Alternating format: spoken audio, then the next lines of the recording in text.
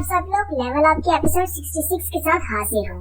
आप में से जो लोग मेरे चैनल पर नए हैं, मेरे चैनल को सब्सक्राइब कर दें, वीडियो को लाइक और शेयर कर दें। शुक्रिया।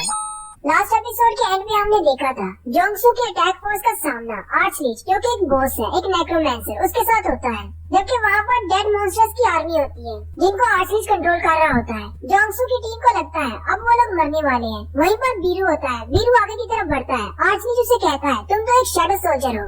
आर्चलीच बीरू से कहता है तुम तो शैडो आर्मी का हिस्सा हो। शैडो लॉर्ड्स के सोल्जर्स हमारे ऊपर अटैक क्यों कर रहे हैं? बीरू उसकी तरफ इशारा करता है और उसे कहता है हम लोग वो सोल्जर्स हैं जिन्हें मोनार्च ने खुद चुना है, लेकिन तुम्हें नहीं चुना गया। आर्चलीच उसे कहता है ऐसा कैसे हो सकता है? मैं इस सारी बात को पर्सनली मोनार्च तक पहुंचाऊंगा। उसी वक्त बीरू स्पीड के साथ उसके पास पहुंच जाता है और उस पर अटैक करते हुए उसकी बॉडी पर एक जो लाइट होती है उसको बाहर खींच लेता है। बीरू उसे कहता है किसी मरने वाले को इतना ज्यादा नहीं बोलना चाहिए।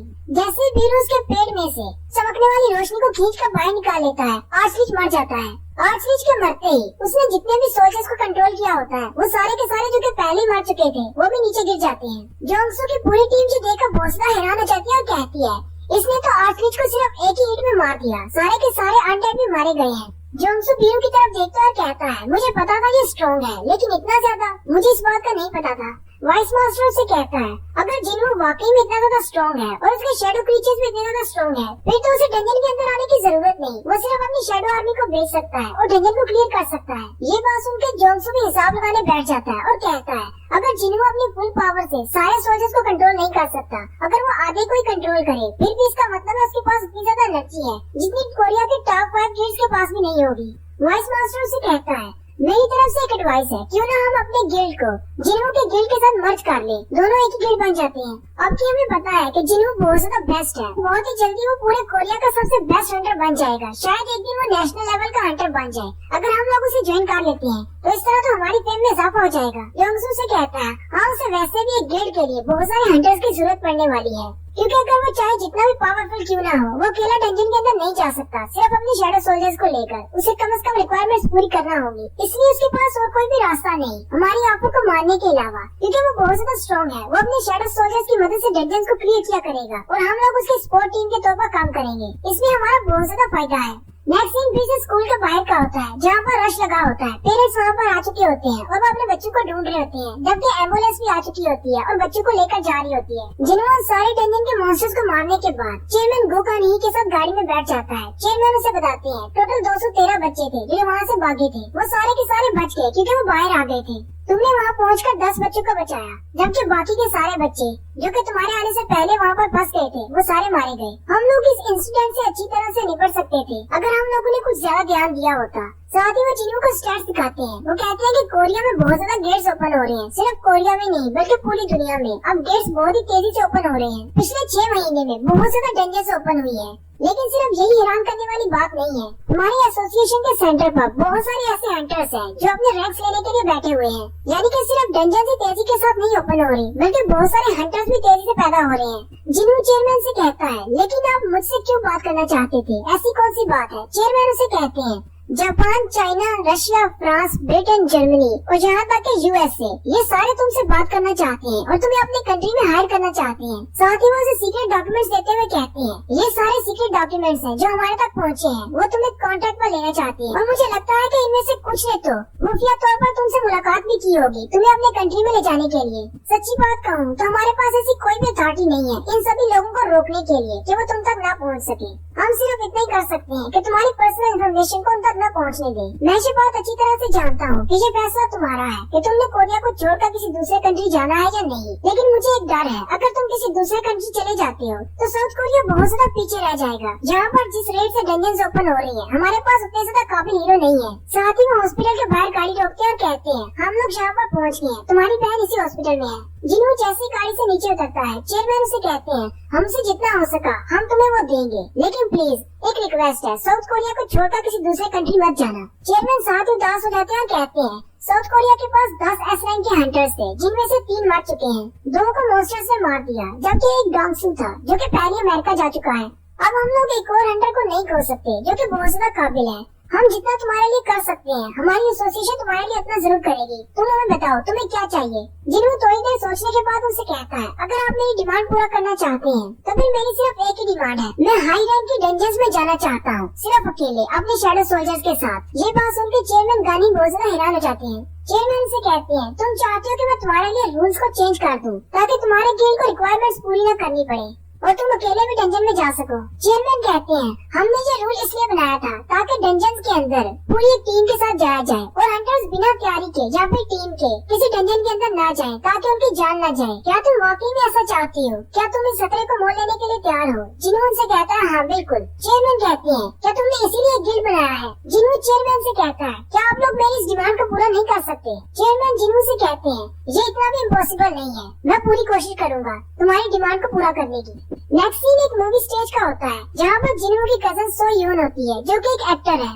जिन्हों अपनी कजन को कॉल करता है और कहता है, नूना तुम कैसी हो? जिन्हों से नूना कहता है, जिन्हों नूना से कहता है, तुम हमारा गिल्ड ज्वाइन करना चाहती हो? मुझे लगता है कि ये डील तुम्हारे लिए सबसे बेस्ट रहने वाली है। तुम्हें बस यहाँ पर आकर अपना नाम दर्ज करवाना है और उसके बाद तुम जो चाहे वो कर सकती हो। मेरे पापा की ऑफर से तुझे बहुत ज्यादा अच्छी ऑफर है।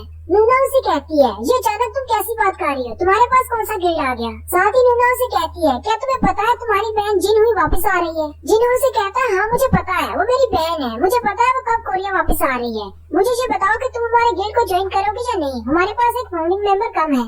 नूना उसे कहती है, मैं एक ऐसे गिल्ड को कैसे ज्वाइन कर सकती हूँ जो कि अभी तक बना भी नहीं? तुम्हारे गिल्ड का तो कोई नाम भी नहीं है, कहीं तुम्हें कोई धोखा तो नहीं दे रहा? जिन्हों से कहता है, अगर तुम्हें पता चल जाए कि वो बंदा कौन है जिससे मैं धोखा खा रहा हूँ तो तुम भी हैरान हो जाओगी। नूना उसे कहती है, चलो फिर बताओ कौन है वो बंदा।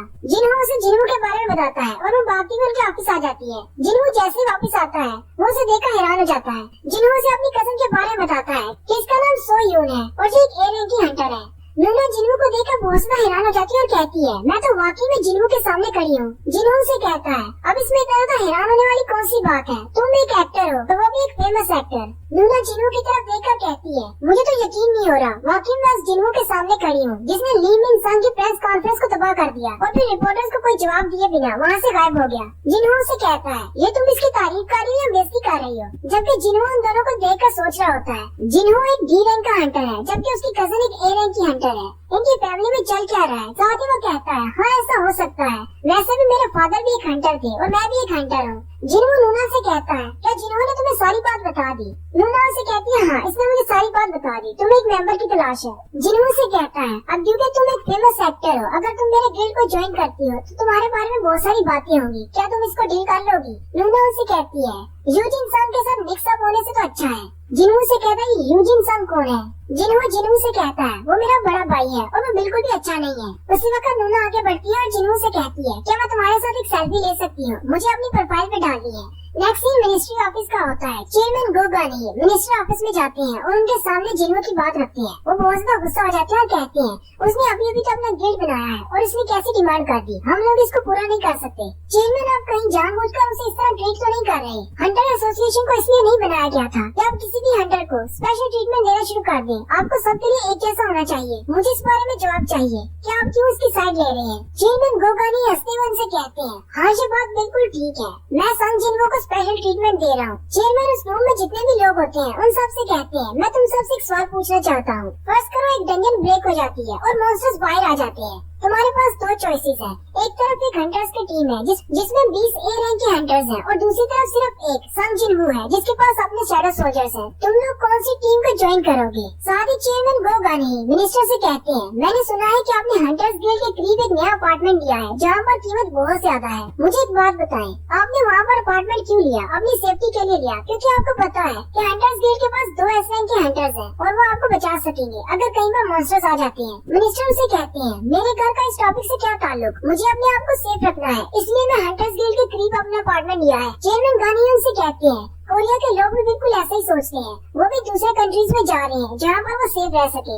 जेजू आइलैंड की रेड के दौरान बहुत सारे कंट्रीज ने लाइव फीड देखा था, जिसकी वजह से बहुत सारे कंट्रीज जिन्हों को अपने कंट्री में लेना चाहते हैं क्योंकि उन्हें पता है जिन्हों बहुत ज्यादा पावरफुल है और वो उनके लोगों को सेफ रख सकेगा। अगर हम जिन्हों की इस छोटी सी रिक्वेस्ट को पूरा नहीं कर सकते तो जिन्हों भी किसी दूसरे कंट्री चला जाएगा और हम कोरियन को मुश्किल के वक्त में दूसरे मुल्कों से अपने लिए हंटर्स को हायर करना होगा जिनकी कॉस्ट बहुत ज्यादा है। नेक्स्ट सीन हंटर चाइन का होता होता है। चाइन इंस्टाग्राम खोलकर बैठी होती है और वो नूना की और जिन्नू की पिक्चर देखती है जो कि उसने अपनी प्रोफाइल पर लगाई होती है। ये देखकर चाइन बहुत ज्यादा गुस्सा हो जाती है और चिल्लाना शुरू कर देती है और यहीं पर हमारी एपिसोड 66 का एंड होता है। एक्सप्लेनेशन अच्छी लगी हो तो